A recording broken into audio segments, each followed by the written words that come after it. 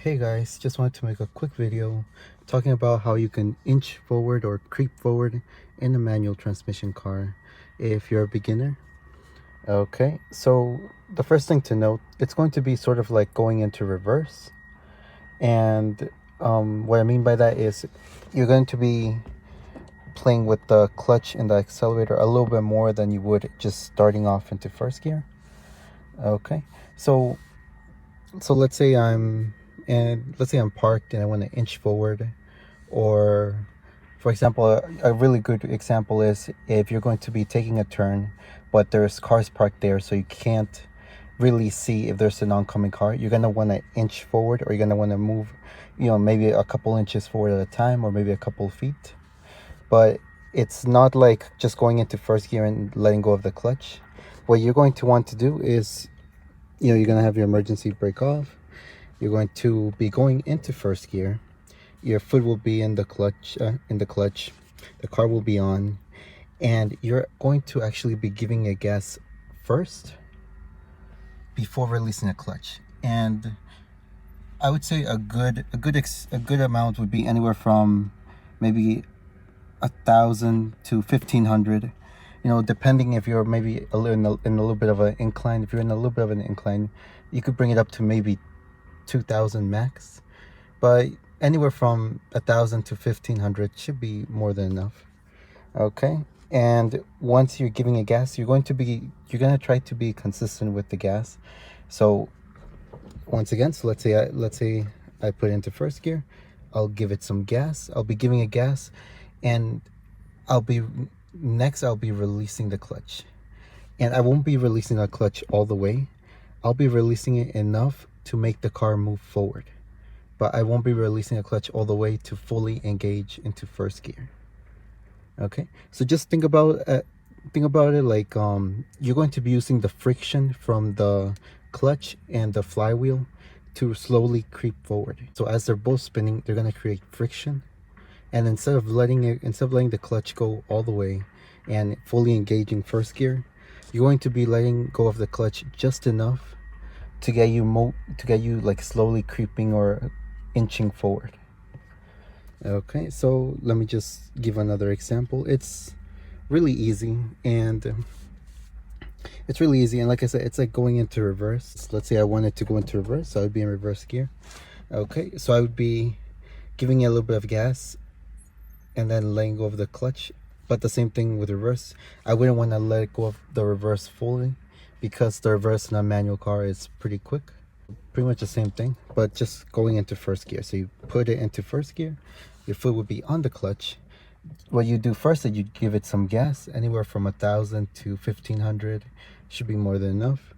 And instead of just tapping it, you're gonna want to hold it around those RPMs, and you're gonna be releasing the clutch. And once it starts getting to a sweet point where the car will want to move forward. Okay guys, and just a really quick thing to note. Okay, so let's say I'm in first gear and I'm giving it gas. Okay, so I go to first gear, I give it a little bit of gas. I want to hold it in there. I don't want to just tap it, but I want to hold it, and then I release the clutch slowly. Now that will make the car, first it might shake at first, but if all it does is just shake, then you want to release the clutch a little bit more. And this takes a little bit of time just to get it right. And like everything, practice makes perfect. And once you get enough practice, or once you do this enough times, you'll be able to just do it real quick, and it'll become like second nature. Okay, but now let's say I only want to move a couple inches forward. Okay, so I put it in first gear, I give it some gas. Let's say I gave it 1,000, so that would be on the 1 right there. So let's say I gave 1,000, I'll be on the 1 where it says your RPM, or times 1,000. Okay, and I would hold it there, and I'd release the clutch. Okay, so when I release the clutch, I wouldn't be releasing it all the way to fully engage first gear. I would just release it enough to get the car moving. And like I said, at first it'll shake a little bit. I don't want you to worry about that. That just means that you should probably let go of the clutch a little bit more, not a lot, because like I said, you want to fully engage first gear, but you just want to let go of it just enough to get the car moving forward. And since you only want to move it for a little bit, When you want to stop, all you do is you put the clutch back in, and you can switch from the gas to the brake, and then you can control, you know, how far ahead you want to move forward, whether it's just a few inches or a couple feet. Okay, so let's pretend here. I can probably do this right here. Let me turn on the car real quick and just actually give an actual example.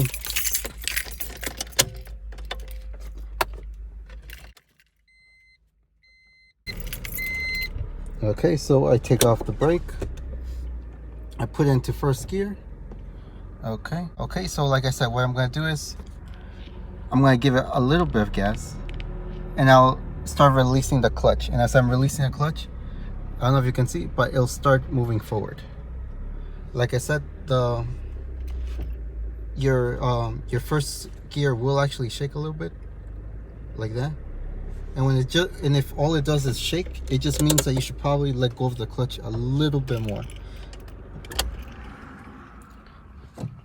But remember, you don't want to fully engage first gear, otherwise you'll actually just start moving forward. You want to just engage it just enough that it'll get you moving forward very little. And then you can control the speed, so you can let go of the clutch a little bit more when you want to move a little bit faster. And when you want to stop or slow down, instead of holding on to the gas, you would just put the clutch back in, and then you control it with the brake. Okay, thanks guys, and I hope this video helped.